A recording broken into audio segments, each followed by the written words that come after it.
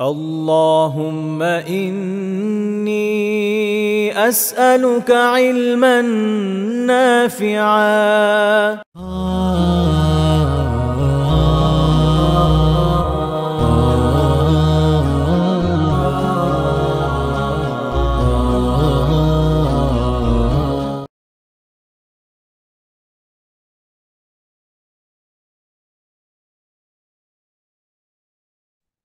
السلام عليكم ورحمة الله وبركاته. الحمد لله والصلاة والسلام على رسول الله وعلى آله وأصحابه أجمعين. আল্লাহ রাব্বুল আলামিনের দরবারে অসংখ্য গণিত শুকরিয়া আদায় করছি। আল্লাহ সুবহানাহু ওয়া তাআলা আমাদেরকে দিন শিখার আর একটা সুযোগ দিয়েছেন, আলহামদুলিল্লাহ। আমাদের পক্ষ থেকে অসংখ্য গণিত দুরূদ ও সালাম আমাদের প্রিয় নবী মুহাম্মদ, আমরা সবাই পড়ি সাল্লাল্লাহু আলাইহি ওয়াসাল্লাম, এবং তার সম্মানিত পরিবার পরিজন সাহাবায়ে কেরাম এবং তাদের পথে যারা চলে গিয়েছেন সবার প্রতি। তো আমরা এই ক্লাসটিতে রাসূলুল্লাহ আলাইহি ওয়াসাল্লামের মৌলিক কিছু হাদিস যে বইটির মধ্যে সংকলন করা হয়েছিল, এটার নাম হচ্ছে রিয়াদুস সালেহিন। তো এই রিয়াদুস সালেহিন থেকে আমরা পড়ার চেষ্টা করতেছি রাসূলুল্লাহ আলাইহি ওয়াসাল্লাম আমাদেরকে কি বলেছেন, সেই বিষয়গুলো আমরা জানার চেষ্টা করতেছি। আল্লাহ তাআলা আমাদেরকে যতটুকু তৌফিক দিবেন ইনশাআল্লাহ। বাবুন ফিস সিদকি, বাবুন মানে হচ্ছে পরিচ্ছেদ, ফি মানে হচ্ছে মধ্যে, আর সিদকুন মানে হচ্ছে সত্যবাদিতা। তো নতুন অধ্যায় শুরু হচ্ছে, এই অধ্যায়ের নাম হচ্ছে বাবুন ফিস সিদকি, সত্যবাদিতা বিষয়ে নতুন পরিচ্ছেদ। আল্লাহ সুবহানাহু ওয়া তাআলা এখানে কোরআনুল কারীমের মধ্যে সত্যবাদিতা সম্পর্কে কিছু আয়াত মেনশন করেছেন। তো এই সকল আয়াত থেকে এখানে ছোট ছোট কিছু আয়াত, যিনি হাদিসগুলো সংকলন করেছেন, তিনি এখানে লিখে দিয়েছেন। তো সর্বপ্রথম আয়াত হচ্ছে ইয়া আইয়ুহাল্লাযীনা আমানুত্তাকুল্লাহা ওয়া কুনু মা'আস সাদিকিন। ইয়া আইয়ুহাল্লাযীনা আমানু, ও ঈমানদার। ইয়া মানে হচ্ছে হে, আইয়ুহাল্লাযীনা যারা, আমানু ঈমান এনেছো। তো আল্লাহ তাআলা যারা ঈমান এনেছেন তাদের প্রতি সম্বোধন করে বলছেন ইত্তাকুল্লাহ, তোমরা আল্লাহ তাআলাকে ভয় করো, ওয়াকুনু মা'আস সাদিকিন, ওয়াকুনু এবং তোমরা হও, মা মানে হচ্ছে সাথে, আর সাদিকিন মানে হচ্ছে সত্যবাদী। তাহলে অর্থটা কি দাঁড়ালো? ইয়া হে, আইয়ুহাল্লাযীনা যারা, আমানু ঈমান এনেছো, যারা ঈমান এনেছো, ইত্তাকু তোমরা ভয় করো, আল্লাহ কাকে ভয় করবে? আল্লাহ তাআলাকে। ওয়াকুনু এবং তোমরা হও, মা সাথে, আস-সাদিকিন সত্যবাদীদের। ওয়াকুনু মা আস-সাদিকিন সত্যবাদীদের সাথী হও। এটা সূরা তওবার 119 নম্বর আয়াত। তো এখানে আল্লাহ তাআলা আমাদেরকে বলেছেন যে সত্যবাদীদের সাথী হওয়ার জন্য। কেন? নিজেরা সত্যবাদী হলেও তো হতো, আল্লাহ তাআলা তো বলতে পারেন যে সত্যবাদী হও, সেটা না বলে কেন বলছেন সত্যবাদীদের সাথে হও? কারণ নিজেরা সত্যবাদী তো হতেই হবে, পাশাপাশি সত্যবাদীদের সাথে সম্পর্ক রাখলে মিথ্যার পরিবেশটা তৈরি হবে না। কারণ আপনি যখন একটা পরিবেশে থাকবেন, যে পরিবেশে হয়তো আপনি সত্যবাদী, কিন্তু যে পরিবেশটাতে থাকেন সেটা হচ্ছে মিথ্যাবাদী একটা পরিবেশ, তখন আপনি আজকে সত্যবাদী আছেন, কালকে আপনার মিথ্যাবাদী হতে সময় লাগবে না। এজন্য আল্লাহ সুবহানাহু ওয়া তাআলা আমাদেরকে আদেশ করছেন যে তোমরা শুধুমাত্র সত্যবাদী হলেই চলবে না, বরং সত্যবাদীদের সাথী হতে হবে। তোমরা যদি সত্যবাদীদের সাথী হও, তাহলেই তোমরা কামিয়াব হবে। কারণ পরিবেশের গুরুত্ব ইসলামে অপরিসীম। আল্লাহ রসুল যাদের সাথে আমরা চলাফেরা করতেছি, অধিকাংশ ক্ষেত্রে আল্লাহ সুবহানাহু ওয়া তাআলা কোরআন কারীমে দৃষ্টিভঙ্গি দিয়েছেন, আল্লাহ রসুল হাদিসে বলেছেন। যেমন আল্লাহ তাআলা কোরআন কারীমের মধ্যে বলেছেন ইয়া আইয়ুহাল্লাযীনা আমানুত্তাকুল্লাহ, হে ঈমানদারগণ তোমরা আল্লাহকে ভয় করো, ওয়া কুনু মা'আস সাদিকিন এবং সত্যবাদীদের সাথী হও। তো এই সাথী কেন হব? কারণ এটার মাধ্যমে আমার পরিবেশটা ভালো থাকবে, পরিবেশটা ঠিক থাকবে, যেটার মাধ্যমে আমি চাইলেও অনেক সময় দেখা যায় আরেকজনের ভালো মানুষের সংস্পর্শে থাকার কারণে, তার ডিরেকশনে বা তার সহবতে থাকার কারণে আমি চাইলেও অনেক কিছু খারাপ জিনিস থেকে বেঁচে থাকতে পারবো ইনশাআল্লাহ। এরপর আল্লাহ সুবহানাহু ওয়া তাআলা বলছেন ওয়াস-সাদিকিনা ওয়াস-সাদিকাত। সাদিকিন মানে হচ্ছে সত্যবাদী পুরুষগণ, ওয়াস-সাদিকাত এবং মানে হচ্ছে সত্যবাদী নারীগণ। তো সত্যবাদী পুরুষগণ এবং সত্যবাদী নারীগণ, এদের দ্বারা কি বোঝানো হয়েছে? এটা লম্বা একটা আয়াত। এটার শেষাংশে আল্লাহ সুবহানাহু ওয়া তাআলা বলেছেন যে তাদের জন্য রয়েছে মাগফিরাতু ওয়া আজর। মাগফিরাতুন মানে হচ্ছে আল্লাহ তাআলার পক্ষ থেকে ক্ষমা, এবং আজরুন মানে হচ্ছে আল্লাহ তাআলার পক্ষ থেকে প্রতিদান। তো মাগফিরা আমরা অনেকেই জানি বা বলি যে আল্লাহ আপনি আমাদেরকে মাগফিরাত দান করুন, আবার বলি আল্লাহ আপনার কাছে আমরা তওবা করছি যে আমাদের তওবা কবুল করুন। এই যে মাগফিরাত, ইস্তেগফার, আল্লাহর কাছে ক্ষমা প্রার্থনা করা, বা এই যে তওবা করা, এগুলোর মধ্যে আসলে পার্থক্য কি? আরেকটা পরিভাষা আছে, এটাকে বলা হয় তাকফির। তো আল্লাহ সুবহানাহু ওয়া তাআলা তিনটা পরিভাষার কথা বলেছেন তার কাছে মাফ চাওয়ার ক্ষেত্রে। একটা ফলাফল বলেছেন যে আল্লাহ তাআলা তাদেরকে মাগফিরাত দিবেন। আরেকটা বলেছেন আল্লাহ তাআলা তাদের তওবা কবুল করবেন। আরেকটা বলেছেন আল্লাহ তাআলা তাদেরকে, মানে তাদের গুনাহের তাকফির হবে। এই তিনটা পরিভাষা কোনটা কিভাবে প্রয়োগ হয় কারো জানা আছে? কেউ বলতে পারবেন? যে মাগফিরাত বলতে কি বুঝেন, আর তাওবা বলতে কি বুঝেন, আর তাকফির বলতে কি বুঝেন? কারো যদি জানা থাকে আমরা একটু দ্রুত রেসপন্স করবো ইনশাআল্লাহ। মাগফিরাত বা ইস্তেগফার যেটা, এটার মানে হচ্ছে আল্লাহ আপনি আমাদেরকে ক্ষমা করুন, ভুল করছি মাফ করুন। আল্লাহ তাআলা বললেন যে ঠিক আছে তোমরা ক্ষমা চাইতেছো, ঠিক আছে, তোমাদের জন্য তোমাদেরকে শাস্তি দিব না, কিন্তু আমাদের আমলনামায় যে গুনাহ আছে এটা গুনাহের জায়গায় থাকবে। সাপোজ মনে করেন একটা জায়গার মধ্যে আমাদের গুনাহগুলো রাখা আছে, তো আল্লাহ তাআলাকে বললাম আল্লাহ এই যে দেখেন এগুলো আমাদের ওপর, আমাদেরকে মাফ করে দেন। তো আল্লাহ বলেন ঠিক আছে মাফ করে দিলাম, কিন্তু গুনাহ গুনাহের জায়গায় আছে, শাস্তি পাবো না। এটা হচ্ছে ইস্তেগফার। তাকফির মানে হচ্ছে ঠিক আছে তুমি আমার কাছে ক্ষমা চাইছো, ঠিক আছে তোমার এই যে গুনাহ এগুলো যেখানে রাখা আছে এগুলোকে আমি জিরো করে দিলাম, এই গুনাহগুলো এখান থেকে ফালাই দাও অথবা গুনাহগুলোকে আবার জিরোতে নিয়ে আসো। এটা হচ্ছে তাকফির। আর তওবা মানে হচ্ছে যে ঠিক আছে তুমি তওবা করছো, আল্লাহ আমাকে মাফ করে দেন, ঠিক আছে তোমাকে মাফ করলাম, তোমার গুনাহগুলো জিরোতে নিয়ে আসলাম, এবং যে পরিমাণ গুনাহ ছিল এই গুনাহটাকে আমি সওয়াব দ্বারা কনভার্ট করে দিলাম। সওয়াব দ্বারা কনভার্ট করেন। আল্লাহ তাআলা বলেন ইউবাদদিলুল্লাহু সাইয়্যাতিহিম হাসানাত, আল্লাহ সুবহানাহু ওয়া তাআলা সাইয়্যাত মানে হচ্ছে মন্দ বিষয়গুলো, তাদের গুনাহগুলো ইউবাদদিল তিনি পরিবর্তন করে দেন। ইউবাদদিলুল্লাহু সাইয়্যাতিহিম, আল্লাহ তাআলা তাদের মন্দগুলো পরিবর্তন করে দেন বিল হাসানাত, কি দ্বারা পরিবর্তন করে দেন? উত্তম জিনিস দ্বারা, অর্থাৎ গুনাহগুলোকে সওয়াবে কনভার্ট করে দেন। তো এটা হচ্ছে তওবার পাওয়ার। এরপরের আয়াত আল্লাহ তাআলা বলছেন ফালাউ সাদাকুল্লাহ লাকানা খায়রাল লাহুম। লাউ লাউ মানে হচ্ছে যদি, ইফ। ফালাউ সাদাকাল্লাহ, তারা যদি আল্লাহ তাআলার সাথে সত্য বলতো, তারা যদি আল্লাহ সুবহানাহু ওয়া তাআলার সাথে সত্য কথা বলতো, লাকানা খায়রাল লাহুম, তাহলে এটা তাদের জন্য কল্যাণকর হতো। অর্থাৎ আল্লাহ সুবহানাহু ওয়া তাআলা সত্যবাদীদেরকে পছন্দ করেন, সত্যবাদীদেরকে ভালোবাসেন, এবং ইসলামে সত্য বলা হচ্ছে ফরজ। ইসলামে সত্য বলা কি ফরজ। কিছু ক্ষেত্রে মিথ্যা বলার অনুমতি আছে। কিছু ক্ষেত্রে মিথ্যা বলার অনুমতি কোন জায়গায়? একটা হচ্ছে নিজের, আপনি কারো ক্ষতি করবেন না, কিন্তু এখন এই সত্যটা বললে আপনার লাইফ হুমকির মধ্যে পড়ে যেতে পারে। আপনার লাইফ হুমকি মানে এটা পার্সোনাল কনফ্লিক্টের ক্ষেত্রে আর কি, যে লাইফ হুমকির মধ্যে পড়ে যেতে পারে, এবং আপনি এমন কোনো মিথ্যা বলছেন যে তারা অন্যর কোনো ক্ষতি হচ্ছে না, তাহলে কিছু ওলামায়ে কেরামগণ শর্ত সাপেক্ষে এটা বলা জায়েজ বলেছেন। আরেকটা হচ্ছে কোনো দুইটা পক্ষ দ্বন্দ্ব লেগেছে, মানে এই দ্বন্দ্ব মিটাতে কি একটা পক্ষ, পক্ষ না মানে থার্ড কোনো একজন মানুষ বা কোনো একজন মানুষ এটা মিটমাট করার জন্য একটা মিথ্যা বলেন যেটার মাধ্যমে কারো ক্ষতিগ্রস্ততা হচ্ছে না, কেউই ক্ষতির সম্মুখীন হচ্ছে না, তাহলে শর্ত সাপেক্ষে এটা বলাটা বৈধতা আছে।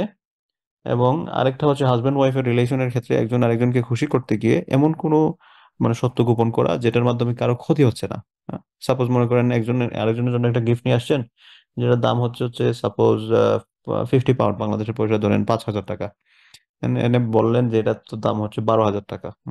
বা মানে এটার মাধ্যমে জাস্ট শুধু খুশি করা, এটার মধ্যে অন্য কোনো যে সত্যকে, এটার মানে এই না যে ঠিক আছে ওয়াইফ হাজবেন্ডের কাছ থেকে টাকা নিছেন 12,000, 12,000 নিয়ে 5,000 দিয়ে কিনছেন, and বাকিটা হচ্ছে উনি মেরা দেন নিয়ে এসে বললেন এই যে তো শাড়ি কিনে নিয়ে আসছি এটার দাম কিন্তু 12,000 টাকা, এই সেন্সে নয়। অথবা হাজবেন্ড ওয়াইফের টাকা নিয়ে গেছেন তার জন্য একটা সালোয়ার কামিজ নিয়ে আসবেন, ওয়াইফ বললেন ঠিক আছে আমার এখানে 3,000 টাকা দিলাম, এই নিয়ে আইসো, উনি গিয়ে 1,200 টাকা দিয়ে একটা নিয়ে আইসেন, আসলে বললেন এই যে দেখো এটা হচ্ছে 3,000 টাকা, এই সেন্সে নয়। বরং প্রত্যেকের জন্য তার নিজের উপার্জন থেকে কিনেছেন, বা তার নিজের জমানো টাকা থেকে, এটা দিয়ে কিনে এসে একজন আরেকজনকে খুশি করার জন্য যদি বলেন, তাহলে সেটার পারমিশন পারমিশন আছে। আচ্ছা, তো আমরা আয়াত কেন্দ্রিক কিছু কথা বললাম, এবার হাদিসের মধ্যে যাই। আল আউয়াল, আউয়াল মানে হচ্ছে প্রথম, মানে বাবুন ফিস সিদকি সত্যবাদিতা অধ্যায়ের প্রথম হাদিস, আর এমনিতে বইয়ের হাদিস নাম্বার হচ্ছে 54। আন ইবনু মাসউদ রাদিয়াল্লাহু আনহু, আব্দুল্লাহ ইবনে মাসউদ রাদিয়াল্লাহু আনহু অত্যন্ত বিখ্যাত একজন সাহাবী, তার পরিচয় সম্পর্কে আমি আপনাদেরকে বেশ কয়েকবার বলেছি। কেউ একজন একটু বলেন তো আব্দুল্লাহ ইবনে মাসউদ সম্পর্কে আপনি কি জানেন, সংক্ষেপে দু এক কথায়। তাফসীর কারক না, উনি ছিলেন হচ্ছে আব্দুল্লাহ ইবনে আব্বাস ছিলেন হচ্ছে তাফসীর কারক। জি। ওনার নাম হচ্ছে আব্দুল্লাহ ইবনু মাসউদ, আমরা নামগুলো খেয়াল রাখবো। তাফসীর কারক ছিলেন আব্দুল্লাহ ইবনে আব্বাস, উনার নাম হচ্ছে আব্দুল্লাহ ইবনু মাসউদ। আব্দুল্লাহ ইবনে মাসউদ উনি প্রসিদ্ধ ছিলেন হচ্ছে ফিকহ জানার ক্ষেত্রে, ইসলামী আইন উনি খুব ভালো বুঝতেন। আল্লাহ রসুলের ইন্তেকালের পর সাহাবায়ে কেরামগণ ফিকহ বিষয়ে কোনো কিছু বুঝতে হলে যে কয়েকজন সাহাবীর দ্বারস্থ হতেন, তার মধ্যে একজন ছিলেন আব্দুল্লাহ ইবনু মাসউদ রাদিয়াল্লাহু আনহু, বলা যায় যে মুফতি সাহেব আর কি। তো তিনি বলছেন ইন্নাস সিদকা ইয়াহদি ইলাল বাররি, তিনি বলেন আল্লাহ রসুল সাল্লাল্লাহু আলাইহি ওয়াসাল্লাম বলেন যে ইন্নাস সিদক, ইন্না মানে হচ্ছে নিশ্চয়, আর সিদক সত্য, ইয়াহদি দেখায়, ইলাল বাররি কল্যাণের দিকে। এর মানে কি? অর্থাৎ সত্য মানুষকে কল্যাণের পথ দেখায়। ইন্নাস সিদকা নিশ্চয় সত্য, ইয়াহদি ইলাল বাররি মানুষকে কল্যাণের পথ দেখায়। ওয়া ইন্নাল বিররা ইয়াহদি ইলাল জান্নাহ, ওয়া ইন্না এবং নিশ্চয়, আল বিররা কল্যাণ, ইয়াহদি দেখায়, ইলাল জান্নাহ সত্য দেখায় কল্যাণের পথ, এবং কল্যাণ দেখায় জান্নাতের পথ।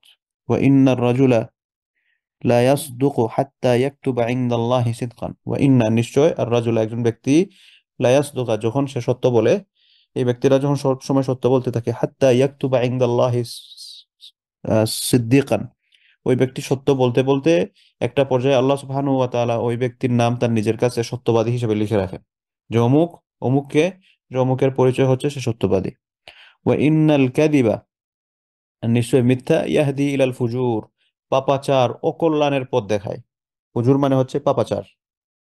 তো ওয়া ইন্নাল কিযবা, এবং মিথ্যা, ইয়াহদি দেখায়, ইলাল ফুজুর, কিসের দিকে দেখায়? পাপের দিকে, পাপের পথ দেখায়।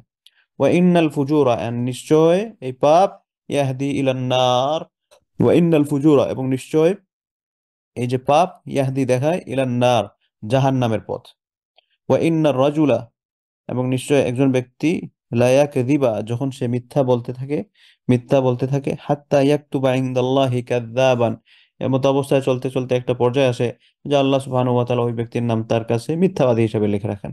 অর্থাৎ মানুষের তার সত্য বলা বা সত্য না বলার উপর তার আইডেন্টিফিকেশন তৈরি হয় আল্লাহ তাআলার কাছে। একজন মানুষ সদা সত্য কথা বলে, একটা পর্যায়ে আল্লাহ সুবহানাহু ওয়া তাআলা বলে দেন যে ঠিক আছে, অমুক অমুক হচ্ছে সত্যবাদী, এর পরিচয় লিখে রাখো, অমুক অমুকেরা অমুক হচ্ছে সত্যবাদী। আর আরেকজন হচ্ছে মিথ্যা বলতে বলতে তার অবস্থান এমন ভাবে তৈরি করে নেয় যে অমুক অমুককে অমুক হচ্ছে মিথ্যাবাদী, এটা দিয়ে তার আইডেন্টিফিকেশন হয়। আচ্ছা, এর পরের হাদিস, আন আবি মুহাম্মদ আল হাসান ইবনু আলী ইবনু আবি তালিব রাদিয়াল্লাহু আনহু, হাদিস বর্ণনা করতেছেন হাসান ইবনু আলী। এই হাসান ইবনু আলী কে বলেন তো? আচ্ছা, তার আরেকটা পরিচয় হচ্ছে তিনি শর্ট টাইমের মুসলিম খলিফাও ছিলেন। আমরা তো জানি যে খলিফা হচ্ছেন চারজন। তো মূলত চারজন হচ্ছেন, ওনারা পুরোটা সময় খেলাফতের দায়িত্বে ছিলেন হিসেবে চারজন। কিন্তু ইসলামের পঞ্চম খলিফা হচ্ছেন হাসান রাদিয়াল্লাহু আনহু। অনেকে বলেন ওমর ইবনে আব্দুল আজিজ রাহিমাহুল্লাহ, ওনার আচরণের কারণে, যে উনি অনেক ভালো চালিয়েছেন, এর জন্য ওনাকে পঞ্চ খলিফা হিসেবে বলা হয়, যে উনি এতটাই ফুটস্টেপ ফলো করেছিলেন খেলাফতের। আচ্ছা, খেলাফত মানে হচ্ছে আল্লাহ রসুলের ইন্তেকালের পর ইসলামিক স্টেট যে পরিচালনা করা হয়েছিল, সরকার ব্যবস্থা, তো ইসলামী সরকার ব্যবস্থাকে খেলাফত বলা হয়। মনে করেন আমরা যে দেশে, ইংল্যান্ডের যে সরকার, এই সরকারকে আমরা বলি যে ব্রিটিশ গভর্নমেন্ট, বাংলাদেশ সরকার এরকম। তো ইসলামিক দেশ যদি ইসলামী আইনে পরিচালিত হয়, তো ইসলামী আইনে দেশটা পরিচালিত হলে এটার যিনি প্রেসিডেন্ট হন তাকে বলা হয় হচ্ছে খলিফা। খলিফা মানে হচ্ছে প্রতিনিধি। তিনি কিসের প্রতিনিধি? আল্লাহর প্রতিনিধি। তো যারা এই ইসলামী আইনে রাষ্ট্র পরিচালনা করেন, এটাকে বলা হয়, ইসলামী আইনে রাষ্ট্র পরিচালনা করাকে বলা হয় হচ্ছে খিলাফা। এবং এই খেলাফতের যিনি প্রধান থাকবেন তাকে বলা হয় খলিফাতুল মুসলিমিন বা আমিরুল মুমিনিন। তো হাসান ইবনু আলী রাদিয়াল্লাহু আনহু, তিনি একদিকে আল্লাহ রাসূলের নাতি ছিলেন, আলী এবং ফাতেমা রাদিয়াল্লাহু আনহুমা তাদের সন্তান ছিলেন, জান্নাতে যুবকদের সর্দার হবেন। আহ, তারপর হচ্ছে অনেক বড় সাহাবী ছিলেন, সবকিছু ঠিক আছে, কিন্তু তার আরেকটা পরিচয় হচ্ছে তিনি 6 মাসের মতো সময়ের জন্য খলিফাও ছিলেন।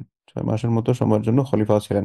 আলী রাদিয়াল্লাহু আনহুর এবং মুয়াবিয়া রাদিয়াল্লাহু আনহুর মধ্যে যখন অনাকাঙ্ক্ষিত একটা ভুল বোঝাবুঝি তৈরি হয়, তখন আলী রাদিয়াল্লাহু আনহুর পর সীমিত সময়ের জন্য হাসান রাদিয়াল্লাহু আনহু ছিলেন। পরবর্তীতে তিনি আর ক্ষমতার রাখার ইচ্ছা না করে উনি সেটাকে মুয়াবিয়া রাদিয়াল্লাহু আনহুর কাছে হ্যান্ড ওভার করে দিয়েছিলেন। তো হাসান ইবনু আলী, তার থেকে বর্ণিত হাদিস, তিনি বলছেন, হাফিজতু মিন রাসূলিল্লাহি সাল্লাল্লাহু আলাইহি ওয়াসাল্লাম, যে আমি আল্লাহ রাসূল সাল্লাল্লাহু আলাইহি ওয়াসাল্লাম থেকে মুখস্থ করেছি। হাফিজতু মানে হচ্ছে আমি হেফাজত করেছি। তো পড়াশোনার ক্ষেত্রে হিফজ শব্দটা যখন ব্যবহৃত হয় তখন বলা হয় এটা মুখস্থ করা।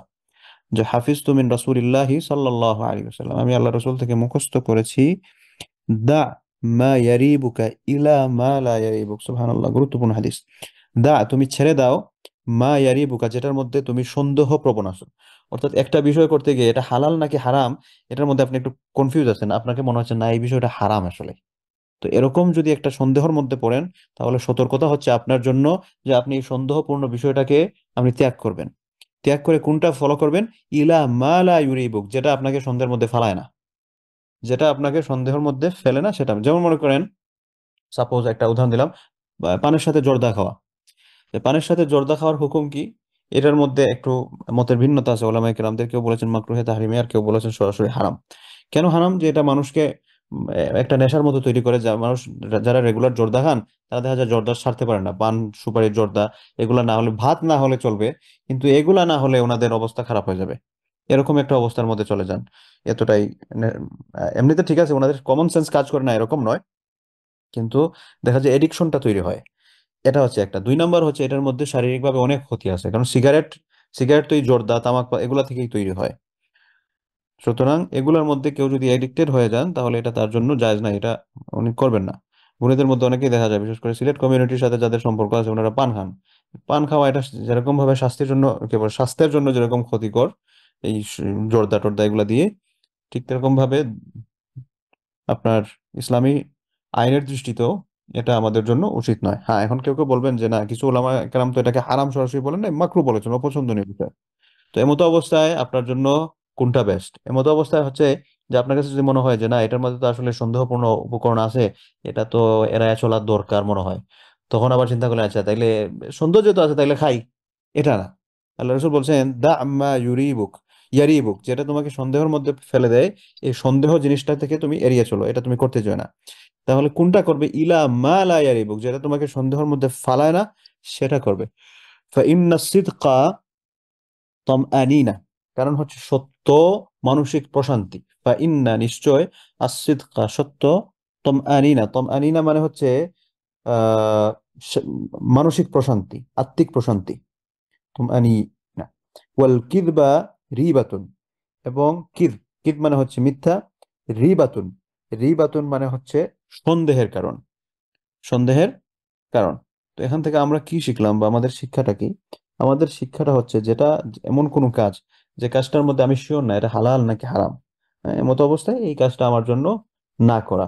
আমি যদি শিওর জানি এটার হুকুম কি, তাহলে তো ঠিক আছে, কিন্তু যদি আমার মন এটা না টানে, এটা করতে যাব কি যাব না, করতে যাব কি যাব না, তাইলে মতো অবস্থায় আমি এটা করব না। সাপোজ মনে করেন মহিলারা বাইরে গেলে কেউ কেউ হাতে মোজা পরেন, কেউ কেউ হাতে মোজা পরেন না। হ্যাঁ, হাত আপনার ঢাকতে হবে এরকম কোনো কথা নেই। কেউ যদি কবজি পর্যন্ত ঢেকে রাখেন, হাতের আঙ্গুলগুলো বাইরে থাকে, এতে তার গুনাহ হবে না। কিন্তু কেউ যদি মনে করেন যে না, আমি এটা হাত খোলা রেখে গেলে মানুষজন দেখে মানে আমার রং সম্পর্কে তো তার একটা আইডিয়া হবে, কালার সম্পর্কে, সেটার মাধ্যমে তার মনের মধ্যে হয়তো আমাকে নিয়ে তার একটা কাল্পনিক ছবি আঁকতে পারে, সেজন্য এটাও আমি দেখাবো না, আমি এটাকে মোজার মধ্যে ঢুকিয়ে রাখবো। তাহলে এটা হচ্ছে আপনার ইমানের বৃদ্ধির একটা প্রমাণ, এবং তাকওয়ার ক্ষেত্রে আপনি অনেক বেশি এগিয়েছেন। এই যে আপনি মনে করেন যে না ঠিক আছে, হাতটা খোলা রাখবো কি রাখবো না, একটা সন্দেহপূর্ণ বিষয়ের মধ্যে আপনি বলেন না, আমি হাত খোলা রাখবোই না। তো কথা প্রসঙ্গে আসে, অনেক বোনেরা চিন্তা করে থাকেন যে আমি কেন পর্দা, আমি ঠিক আছে, আমার তো নিয়ত পরিষ্কার আছে, আমাকেই কেন ঢেকে রাখতে হবে? পুরুষরা কেন তাদের চোখটা নিচে রাখতে পারে না? আল্লাহ তাআলা পুরুষদেরকে বলেছেন, মুমিনগণ তোমরা চোখ ডাউন করে রাখবে, কুল লিল মুমিনিনা ইয়াগুদ্দু মিন আবসারিহিম। নবী, আপনি পুরুষদেরকে বলে দেন ইয়াগুদ্দু মিন আবসারিহিম, তারা যাতে তাদের মুখটাকে, কি বলে, দৃষ্টিটাকে নত রাখে, এবং তারা যাতে তাদের ওয়াহফাজু ফুরুজাহুম, এবং তারা তাদের লজ্জাস্থানের হেফাজত করে। সেম এই কথাটা বলেছেন মহিলাদের ক্ষেত্রে, বোনেদের ক্ষেত্রে, কুল লিল মুমিনাতি ইয়াগুদ্দুনা মিন আবসারিহিন্না। নবী, আপনি মুমিন নারীদেরকেও বলে দেন ইয়াগুদ্দুনা মিন আবসারিহিন্না, তারা যাতে তাদের দৃষ্টিকে নত রাখে, ওয়াহফাজনা ফুরুজাহুন্না, এবং তারা যাতে তাদের লজ্জাস্থানকে হেফাজত করে। এবং আল্লাহ তাআলা এই কথাটা প্রত্যেকের জন্যই বলেছেন। মহিলাদেরও তারা চোখ ডাউন রাখবেন, পুরুষরাও তাদের চোখ ডাউন রাখবেন, কিন্তু তারপরও কেন মহিলাদের পর্দার ক্ষেত্রে বেশি গুরুত্ব দেওয়া হয়েছে? কারণ ইসলামের দৃষ্টিতে, বা আল্লাহ সুবহানাহু ওয়া তাআলা মহিলাদেরকে পুরুষদের চেয়ে দামি করে বানিয়েছেন জীবনের ক্ষেত্রে, দুনিয়াবী জীবনের। হ্যাঁ, এখানে দুনিয়াবী সিদ্ধান্ত যদি বলি, বা কার্যক্রম পরিচালনা করার ক্ষেত্রে বোনেদের অনুগত্যটা ভাইদের কাছে ছেড়েছেন। কিন্তু সামগ্রিকভাবে যদি মনে করেন অ্যাকর্ডিং টু ম্যাটেরিয়ালিস্টিক, যে কে বেশি পায়াস, বা কার মূল্যটা আল্লাহ সুবহানাহু ওয়া তাআলা বেশি দিয়ে দিয়েছেন, এই প্রশ্নের উত্তর হচ্ছে ভুনেদেরকে আল্লাহ সুবহানাহু ওয়া তাআলা এই ক্ষেত্রে প্রমোশনটা বেশি দিয়েছেন। এই প্রমোশনটা যেহেতু বেশি দিয়েছেন, এবং এটার মধ্যে যেহেতু একটা অ্যাট্রাকশনের বিষয় জড়িত আছে, সেই জন্য ইসলামের দৃষ্টিভঙ্গি হচ্ছে ওনারা নিজেদেরকে ঢেকে রাখবেন, কারণ ওনারা হচ্ছে দামি। আপনি আমি যখন দোকানে যাই, দোকানে যাওয়ার ক্ষেত্রে নর্মালি দেখবেন, আমরা যখন একটা নর্মাল শপে যাই, যেখানে জিনিসপত্র খুব এক্সপেন্সিভ না, সেখানে দেখবেন তারা একরকম মোটামুটি জিনিসগুলো রেখে দিছে। কিন্তু আমি যদি খুব বেশি হাইলি কোয়ালিফাইড, খুব এক্সপেন্সিভ কোনো জিনিস কেনার জন্য কোনো দোকানে যাই, দেখবেন এটাকে খুব একটা সেফ জোনের মধ্যে রাখে। স্বাভাবিকভাবে আপনি যদি স্বর্ণের দোকানে যান, স্বর্ণের দোকানে গেলে দেখবেন স্বর্ণ রাখার জন্য তাদের আলাদা একটা ভোল্ট আছে, আলাদা একটা সিকিউরিটি। কিন্তু এমনিতে স্বাভাবিক ইমিটেশনের দোকানে যান, দেখবেন স্বাভাবিকভাবে রেখে দিছে। স্বর্ণকে কেন এই সেকেন্ড ভোল্টের মধ্যে নিয়ে রাখতে হচ্ছে?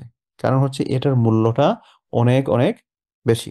ঠিক ওরকম ভাবে আমরা যদি ডায়মন্ডের কথা বলি, প্লাটিনামের কথা বলি, যার দাম যত বেশি, তার সিকিউরিটি তত বেশি। সাধারণ আপনি একটা ঘড়ির দোকানে যান, সাধারণ একটা ঘড়ির দোকানে গিয়ে দেখবেন ও স্বাভাবিকভাবে রেখে দেওয়া হয়েছে। আপনি রোলেক্সের দোকানে যান, আপনি রেডোর দোকানে যান, এরকম আপনি দামি দামি ব্র্যান্ডের দোকানে যাবেন, দেখবেন তারা কত সুন্দর করে বক্সের ভিতরে ভরে এটাকে রেখেছে।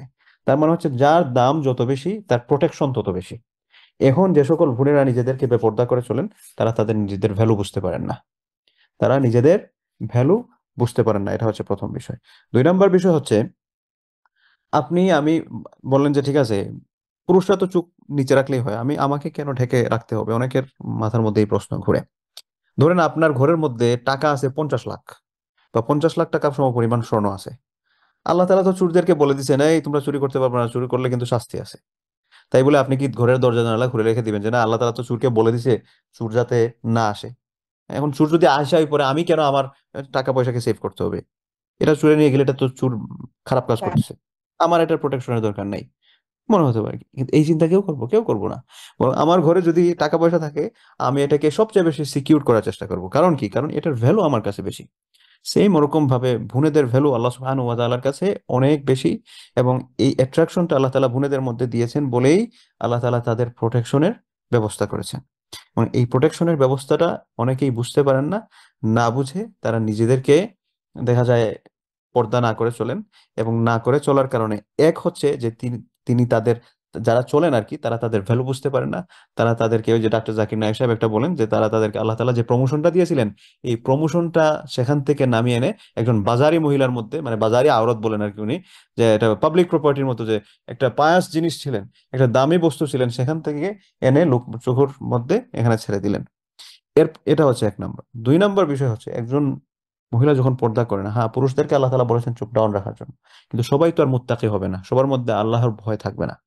একজন মহিলা যখন হেঁটে যায়, পুরুষরা যখন দেখে, একজন মহিলা মনে করেন 1 ঘন্টা উনি বাহিরে গিয়ে ঘুরে ফিরে আসলেন, তো এই যে 1 ঘন্টা ঘুরে ফিরে আসলেন, যতজন পুরুষ ওনাকে দেখেছে, তার মধ্যে বেশি অনেক বড় একটা অংশ দেখবে তাদের মধ্যে সে স্বাভাবিক কি মানুষজন হচ্ছে সৌন্দর্যের পূজারী। তো একজন সুন্দর নারী যদি ঘুরে আসেন, একটা লোক বারবার ঘুরে ফিরে তার দিকে তাকাবে। এই ভুল উনি হয়তো বুঝতে পারছেন না, কিন্তু অসংখ্য অগণিত চোখের উনি দর্শনের শিকার হচ্ছেন। 3 নম্বর হচ্ছে, যে এই বোনেরা পর্দা করেন না, এই বোনেরা তার স্বামী, তার বাবা, তার সন্তানদেরকে একটা স্পেশাল টার্মিনোলজি বা স্পেশাল ইন্ট্রোডাকশন আল্লাহ সুবহানাহু ওয়া তাআলার পক্ষ থেকে করাচ্ছেন, একটা নতুন পরিচয় অর্জন করছেন তাদের জন্য। এই পরিচয়টা কি? এই পরিচয়টার নাম হচ্ছে দাইয়ুস। দাইয়ুস তাদেরকেই বলা হয় যে সকল পুরুষদের অধীনস্থ যে নারী আছেন, এই নারীরা যদি পর্দা না করেন, বাবার মেয়ে যদি পর্দা না করে বাবা দাইয়ুস, স্বামীর স্ত্রী যদি পর্দা না করেন স্বামী দাইয়ুস, ছেলের মা যদি পর্দা না করেন ছেলে দাইয়ুস। তো এই দাইয়ুসের ব্যাপারে কথা কি? এই দাইয়ুসের ব্যাপারে হচ্ছে, আল্লাহ সুবহানাহু ওয়া তাআলা যে সকল মানুষদের দিকে তাকাবেন না, তোর মধ্যে তাদেরকে পবিত্র করবেন না, তোর মধ্যে একটা হচ্ছে এই সকল দাইয়ুস, এবং তাদের জায়গা হচ্ছে জাহান্নাম হবে। তো এই বিষয়গুলা আমাদের বোনেরা বুঝতে চান না আসলে। তারা তাদের নিজেদের ভ্যালু বুঝতে চান না। তাদের ভ্যালু না বুঝে ওরা বেপরোয়াভাবে চলাফেরা করেন। এরপরে আরেকটা, আরো কিছু বোনেরা আছেন, তারা আলহামদুলিল্লাহ পর্দা করতেছেন, কিন্তু মুখ খোলা রাখেন। হ্যাঁ, ইসলামী শরীয়তে মুখ খোলা রাখা যাবে কি যাবে না, এ ব্যাপারে ওলামায়ে কেরামদের ইখতিলাফ আছে। কিন্তু যদি যারা বলেছেন মুখ খোলা রাখা যাবে, তাদের কথা হচ্ছে যে মুখে কোনো প্রকার কোনো প্রসাধনী ব্যবহার করা যাবে না। কিন্তু কেউ যদি মুখে প্রসাধনী ব্যবহার করেন, তাহলে এটা সবার মধ্যে সবাই এ ব্যাপারে ঐক্যমত যে ওনাদের আহ কেউ যদি মুখ খোলা রাখে, এটার মধ্যে মেকআপ করে, লিপস্টিক লাগিয়ে বা কোনো অলংকার লাগিয়ে বাইরে চলাফেরা করেন, তাহলে তিনি কবিরা গুনাহ করছেন। উনি বুরকা পরেও কবিরা গুনাহগার হচ্ছেন, কারণ তিনি তার চেহারায় প্রসাধনী ব্যবহার করছেন। কারণ কি? আল্লাহ সুবহানাহু ওয়া তাআলা কোরআন কারীমের মধ্যে বলেছেন, ওয়াকারনা ফি বুয়ুতিকুন্না ওয়ালা তাবাররাজনা তাবাররুজাল জাহিলিয়াতিল উলা। বোনেরা তাদেরকে ঘরের মধ্যে রাখবেন। ঘরের মধ্যে রাখা মানে কি? ওনারা প্রয়োজনে বাইরে যাবেন, কিন্তু নিজেদেরকে ঘরে রাখবেন, ঢেকে রাখবেন, আবৃত রাখবেন। প্রয়োজনে বাইরে যাবেন, ঠিক আছে, কিন্তু বাহিরে গেলে ওয়ালা ইউবদিনা জিনাতাহুন্না, তারা যাতে তাদের সৌন্দর্যতা প্রকাশ না করেন। লা ইউবদিনা, প্রকাশ যাতে না করা হয়, জিনাতাহুন্না, তাদের সৌন্দর্যতা। তো একজন মানুষ যখন তিনি নেকাব না পরে মুখ খোলা রাখছেন এবং মুখের মধ্যে মেকআপ করতেছেন, উনি তো ওনার সৌন্দর্যতা প্রকাশ করে দিলেন। তো আল্লাহ তাআলা বলছেন লা ইউবদিনা জিনাতাহুন্না, তারা যাতে তাদের চেহারাকে বা তাদের সৌন্দর্যতাকে, তারা চেহারাকে না, মানে তাদের সৌন্দর্যতাকে প্রকাশ না করে। তো যে সকল বোনেরা নিকাব করেন না, তাদের প্রতি আমার কথা থাকবে যে আপনি যে আল্লাহকে ভয় করে আপনি আপনার পুরাটা শরীর ঢেকে রেখেছেন বোরকা দিয়ে, আপনি সেই আল্লাহকে ভয় করেই মুখের মধ্যে আপনি মেকআপ দয়া করে ব্যবহার করবেন না। নিকাব যদি করতে পারেন আলহামদুলিল্লাহ, এটা খুব ভালো, এটা খুব ভালো। কিন্তু নিকাব যদি দেখা যায় আপনি পরিবেশ পরিস্থিতির কারণে করতে পারতেছেন না, বিশেষ করে যারা ওয়েস্টে থাকেন, এই ব্যাপারে এনশিওর থাকবেন যে আপনি যাতে কোনো প্রকার প্রসাধনী ব্যবহার না করেন। কারণ আপনি যদি কোনো প্রসাধনী ব্যবহার করেন, তার মানে আপনি আপনার সৌন্দর্যতাটাকে আপনি বাহিরে প্রকাশ করছেন, আপনি বাহিরে প্রকাশ করছেন। আল্লাহ তাআলা বারবার বলছেন ওয়ালা ইউবদিনা যিনাতাহুন্না, তাদের সৌন্দর্যতা যাতে প্রকাশ না, এটা কিন্তু আয়াত, কোরআনের আয়াত। ইল্লা লিবুউলাতিহিন, এরপর লম্বা আয়াত। হ্যাঁ, তারা প্রকাশ করতে পারবেন কোথায়? একটা তো হচ্ছে স্বামীর কাছে, তো স্বামী স্ত্রীর একজন আরেকজনের তো কোনো পর্দা নাই, তারা একজন আরেকজনের জন্য। কিন্তু এমনিতে মুহাররামাত যারা আছেন, মাহরাম যাদেরকে বলা হয় আর কি, যাদের সাথে বিয়ে হারাম, যাদের সাথে আমাদের পর্দা করতে হবে না, তাদের কাছে আমাদের সৌন্দর্যতা প্রকাশ করা যায় কতটুকু। যেমন মনে করেন কানের মধ্যে কানের দুল লাগানো আছে, নাকের দুল লাগানো আছে, গলার হার আছে, এগুলা বাবার সামনে, চাচার সামনে, বা আপন ভাইয়ের সামনে, আহ, তারপর হচ্ছে ছেলের সামনে, অর্থাৎ যারা সহজ কথা, যারা মাহরাম, যাদের সাথে পর্দা করতে হয় না, তাদের সামনে এগুলো দেখানো যেতে পারে। বা হাতের একটা অংশ খোলা আছে, গলার একটা অংশ খোলা আছে, পায়ের অল্প একটা অংশ খোলা আছে, এগুলা কোনো সমস্যা নেই। কিন্তু আমরা যখন বাহিরে যাব, বাহিরে যাওয়ার সময় আমরা এনশিওর করব আমাদের কোনো অলংকার আদি দেখা যাচ্ছে না, আমাদের চেহারায় নেকাব থাকলে খুবই ভালো। আবার অনেকে আছে নেকাব দেন, নেকাব দিয়ে চোখের মধ্যে এমন গাঢ় পরিমাণ, এটা কালো যে কি জানি বলে, আইব্রো বা এই টাইপের কিছু একটা এরকম দেন, বা দেখা যায় ওই অংশটাকে এত পরিমাণ মেকআপ করেন যে দেখা যায় নেকাব পড়ছেন ঠিক আছে, কিন্তু নেকাবের যে একটা ভ্যালু, আমি পর্দাটা কেন করব, পর্দাটা করছি তার কারণটাই হচ্ছে যে আমি আমার সৌন্দর্যটাকে লুকাচ্ছি। এখন আমি পর্দা এমন ভাবে করলাম, আমার সৌন্দর্যটা লুকানো তো দূরের কথা, আমার সৌন্দর্যটা আরো আকর্ষণ করতেছে মানুষদেরকে। এই সৌন্দর্যতা বা এই পর্দার কিন্তু কোনো মানে হয় না। তাই জন্য নেকাব করলে আমি যাতে চোখের মধ্যে আইব্রো, তারপরে ওই অংশটা হেভি মেকআপ করে মানুষজনের চোখের মধ্যে পড়ে, চোখের মধ্যে আলাদা পাতা টাতা লাগে, এটা যাতে না হয়। আর যদি আমি নেকাব না করি, তাহলে আমার ফেসের মধ্যে যাতে আমি কোনো প্রকার প্রসাধনের জন্য ব্যবহার না করি। এগুলা যদি করি, তাহলে পর্দা করেও আমার বেপর্দার অবস্থায় চলে যাচ্ছি। পর্দা করে আমি যে সবটা অর্জন করার কথা ছিল, সেখান থেকে কিন্তু আমি বঞ্চিত হচ্ছি, এবং এটার মাধ্যমে আমি আকর্ষণ করতেছি। তো এই বিষয়গুলো আপনাদের অনেকেরই জানা আছে, বা আমি জাস্ট শুধু একটু দৃষ্টি আকর্ষণ করলাম। এরপরে তো পর্দার ক্ষেত্রে আমরা দৃষ্টিভঙ্গি কি থাকবে যে আমরা বোরকা, ঢিলা ঢালা বোরকা পরবো, এবং ভেরি স্টাইলিশ বোরকা যেগুলো আছে, এগুলো থেকে, ভেরি স্টাইলিশ বলতে কি, খুব ঝাঁকজমকপূর্ণ, এগুলো যাতে না হয়। কারণ এগুলা পরার মাধ্যমে হবে কি, মানুষদের চোখের আরো বাপরে, এতজন মানুষের মধ্যে ওই যে বোরকা কি বোরকারি পরছে, এরকম যাতে না হয়। সিম্পল বোরকা যেগুলো আছে সেগুলো পরা হবে, এবং ঢিলা ঢালা যাতে থাকে, যেটার মাধ্যমে আমাদের পর্দার যে পর্দা বলতে যে জিনিসটা বোঝায়, যে আমার ঢেকে রাখা, এই ঢেকে রাখাটা যাতে হয়। আমি টাইট ফিট বোরকা পরলাম, আমার শরীরের শেপ গুলো বোঝা যাচ্ছে, এই পর্দার তো মানে হয় না। আমি মাথার মধ্যে এটাকে কি বলে, এমন ভাবে হচ্ছে হিজাব পরলাম, মানুষরা আকর্ষিত হচ্ছে, এরকম অবস্থায় যাতে আমরা না পড়ি আর কি।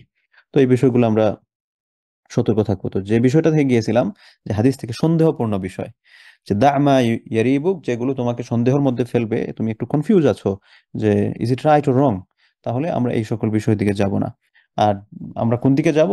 আমরা যাব এমন বিষয়ের দিকে যেই দিকে আমরা কোনো প্রকার, আমার কোনো সন্দেহ নাই, যে স্ট্রেইট ফরওয়ার্ড আমার ব্যাপারে এলিম আছে, যেখান থেকে মনে করেন আমরা কি থাকবো, যেটাকে বলা হয়, আপনি আমার ডিটারমিনেশন থাকবে যে না, এটা আমার জন্য বৈধ আছে, এরকম কিছু।